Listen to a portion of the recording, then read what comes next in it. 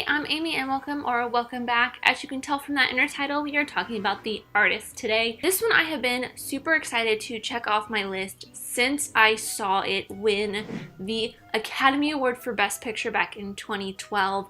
I absolutely, if you've been watching my channel for a long time, you know that I'm a huge film history buff and I love old movies. I love silent movies. I love movies that came pretty much before 1980. Don't get me wrong, I still love movies from the 1980s, 90s, 2000s, and now, but I just feel like a lot of these old movies have a lot of history to tell, and they are the reason that we have the movies we have today. But I'm getting a little off track, and I'll probably talk about that later in this video anyways. So if you did not know, I am talking about all things Oscar related all through the month of February leading up to the Oscars, except for one movie that I am going to go see, which is Black Panther. Super excited about that. And that includes my 1001 movie challenge. So today I'm checking off the first of 2 Oscar movies off my list. Well, there's more than 2 Oscar movies on this list. These are 2 Best Picture movies that I'm going to be checking off this list in this time frame. This one was the most recent winner, at least on this list. I'm not going off any other list besides the one in the Life of Pi edition. So let's get started with a short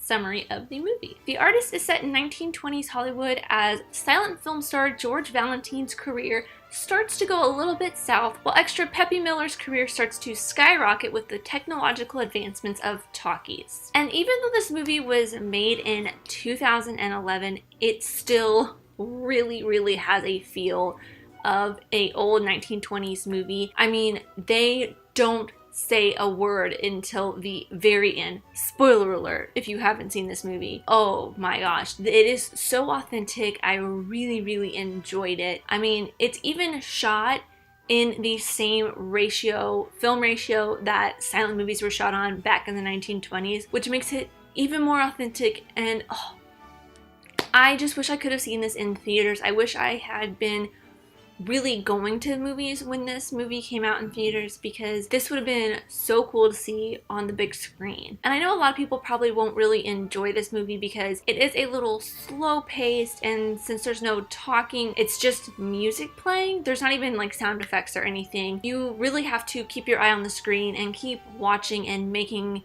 sure you're following along. So if you don't enjoy silent films, you probably won't enjoy this, but if you enjoy a good movie, you definitely should watch this. Especially if you enjoy film history, you definitely need to watch this because it is a really great look back into film history. Something else I really enjoyed about this movie is the fact that it's a black and white silent film in the modern era. I mean, it's basically unheard of to make a black and white film, let alone a silent film in the mid 2000s. Another thing that makes this movie so authentic to the era is the actors. I'm not even going to try to pronounce their names because they are French, and my French is horrible. I have horrible time pronouncing the names, but these 2 stars of this show, plus the adorable little dog, and some amazing extras, and some kind of really cool cameos by Malcolm McDowell.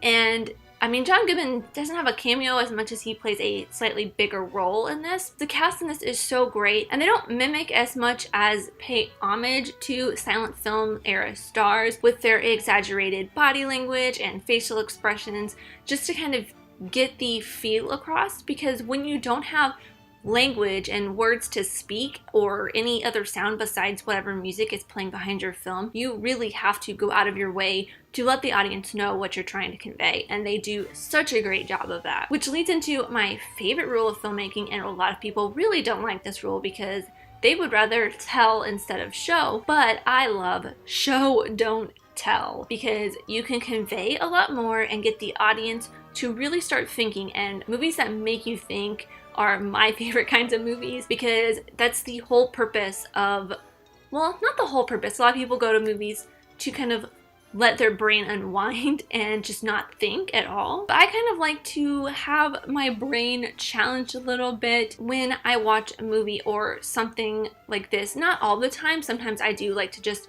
chill out and watch a mindless movie, which I have movies like that are mindless that I like to watch. But movies like this, I want to watch and I want to be immersed in the entire experience, and I want the movie to portray its message to me in a way that is really fun and different, and just not outright spell it out to me, because that kind of takes the fun out of it, I feel like. At least for me. I know a lot of people will probably disagree on that. I like having to work for the art that is given to me. I don't want it just thrown at me. But working for what the filmmaker puts into this film and the message that they're trying to convey, I feel makes the ending and just the grasping of what the film is trying to tell you just such an even more rich feeling and experience overall. The main character in this movie, not the actor, but the main character in this movie is actually the music. The music plays such a gigantic role in this movie, and I mean in silent films in general. They are basically centered around the music, or the music's kind of centered around the movie, but what is happening in the on screen is kind of portrayed to you through the music. And that's really how you know what is happening, what emotions that they are trying to convey. And I could kind of explain this a little bit more, but that's a whole nother video. I could spend probably another 20 minutes talking about why the music conveys so much more emotion than what you're watching on screen. And if you want me to talk about that, let me know in the comments down below, because I would love to. That's just one of my favorite things to talk about, is movie and filmmaking stuff. So let me know in the comments if you do want me to kind of give a little bit more insight into filmmaking, things like that. But the music does play such a critical role in this film. And something I did notice is that it kind of has a little bit of a La La Land feel. I don't know if that's just because I recently watched La La Land for the millionth time, or if it was the fact that Justin Hurwitz took some inspiration from this film and from other silent films when he was writing the score to La La Land. So I don't know, but it did give me the great idea that La La Land would have been super cool as a silent film. It would have been a kind of completely different story, since La La Land is a musical, but New Life goal is to make a silent film La La Land mashup dream. That would be so cool. I feel like it would be such a very unique story, and something that isn't really done, like a modern silent film. Like this one was set in the 1920s when most silent films were set, but having a modern day silent film in the style of La La Land would be super cool to me. And I mean, I have the experience. One of actually the first movie I ever made, or short film I ever made, was a silent film. You can check it out up there because it's on my channel somewhere. I have a lot of the short films that I've made over the years on my channel. Definitely check that out. It's a very interesting short film I shot for one of my video classes. And as much as I loved the music and the way they used it in this film, the way they used sound though, however, is kind of iffy to me. They throw in two different points where they use sound. There's one time where after George watches his first talkie, he kind of starts hearing sounds, like he'll set down his glass and he hears the glass on the table. And then he starts hearing the dog bark and get shoes tapping, and there's other things like that. But it just feels a little bit out of place because they do that about 30-ish minutes into the movie. And then about 30-ish minutes later, they have a song with lyrics in it while Peppy has this montage of her being in talkies and becoming more and more famous. Those two kind of just were a little glaring weirdness to me, but overall, I'm not saying it's a bad thing. I still absolutely love this movie. It was just a little weird because then towards the end, they actually introduce talking into the movie because George kind of starts going back into the film business and gets into doing movies with sound versus just his normal silent movies. So that progression seems very obvious, but I would have thought that as he gets closer to that, they probably would have brought in more sound throughout the movie, more towards the end, instead of just those two stagnant points in the movie, if you know what I'm saying. It was a little weird, a little off, but overall, not something I would complain a whole lot about besides that just little section I did right there. And I touched on this when I first started this video, but I love movies. Like, I love old movies from the 1920s and the beginning of cinema, and just movies in general that have a whole lot of history. Watching this really made me realize that, and made me realize that I can talk about these movies a lot easier than I can about movies now. I have such a big issue with movies made today, like modern movies, because they focus so much on the bright colors and loud noises and not enough on the story and the meaning behind it all and the craftsmanship. Now, I mean, there are some brilliant movies that do focus on this, especially a lot of the Oscar contenders this year. A vast majority of the movies that are made today are very much focused on bright lights and noises and sounds, while movies from the 1970s and before, all the way up until the late 1800s, really focused on kind of the storytelling aspect, the technology of it all, building a history of cinema. And you really see that in this because they really show kind of the gradual change from silent movies and all of that to the technological advances of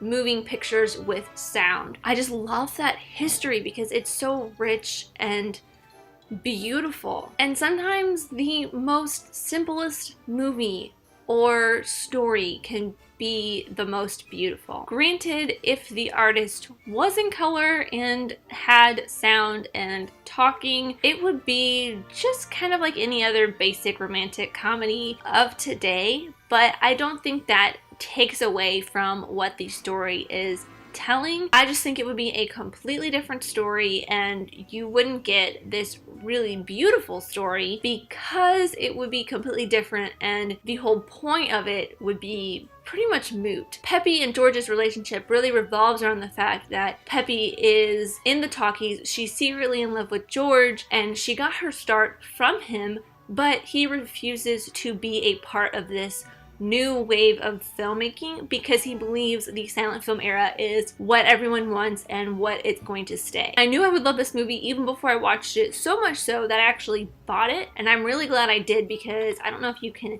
tell in this, I'm going to change it back to color because it's easier to see in color. It's super cool. I'm like obsessed with this cover. I had a difficult time picking out a clip for this because I feel like this movie is something that really needs to be watched as a whole to kind of get most any certain clip in context or out of context. But the clip I chose was the one I talked a lot about, which is when George starts hearing sound for the first time because they showcase it in a very beautiful way, and Jean, the actor who plays George, his expressions are just so amazingly and beautifully expressed the way a silent film actor of the era would have done.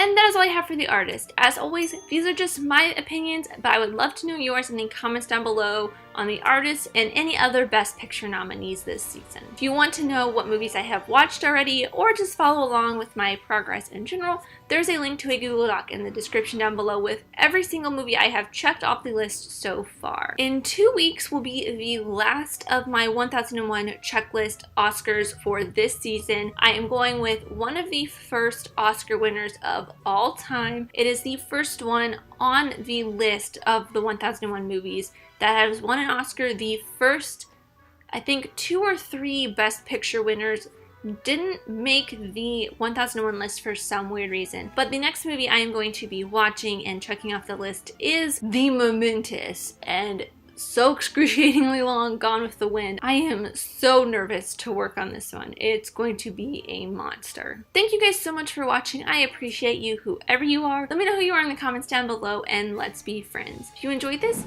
leave a like and subscribe if you're new because I am talking Oscars all the way up until the Oscars, but usually I talk about movies, filmmaking, TV, film history is one of my favorite topics. So if you enjoy any of that, please stick around and I hope to see you guys next time. Bye!